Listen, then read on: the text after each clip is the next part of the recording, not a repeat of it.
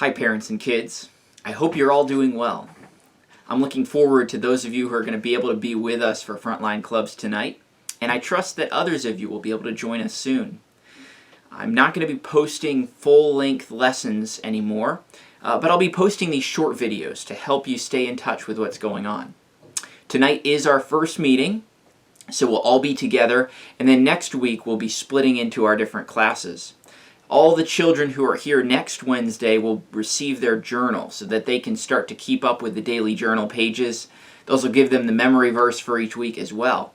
If your child isn't able to be with us physically here, but you'd still like to have that journal and keep up that way, please get in touch with me, let me know, and I'd love to get that to you so that your child can follow along that way. I want you to imagine something terrible with me for just a minute.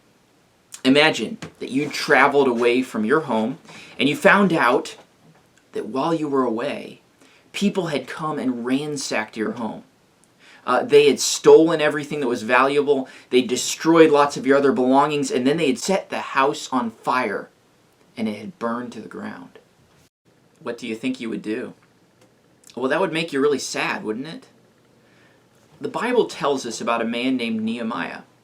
And he lived in a place called Susa, but originally he was from the land of Israel.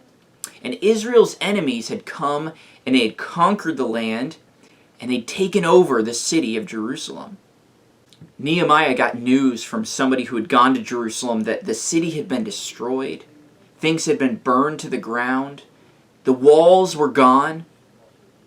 What would you do if you got news like that about the city that you had come from? Well, do you know what Nehemiah did?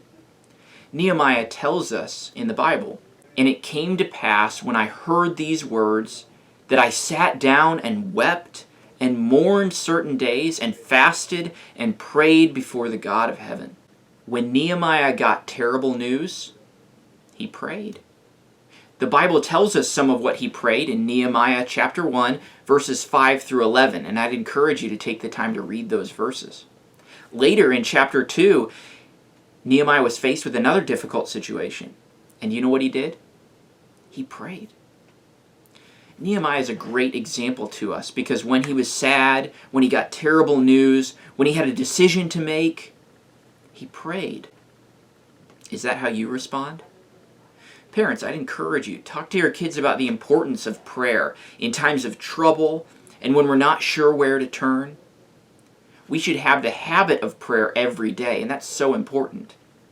But we should also be ready to pray right away whenever trouble comes, whenever something bad happens, or whenever we have a decision to make. If you are coming to Frontline Clubs tonight, I look forward to seeing you and looking more at Nehemiah's prayers and what we can learn from him. Have a great week, and I'll see you again next Wednesday.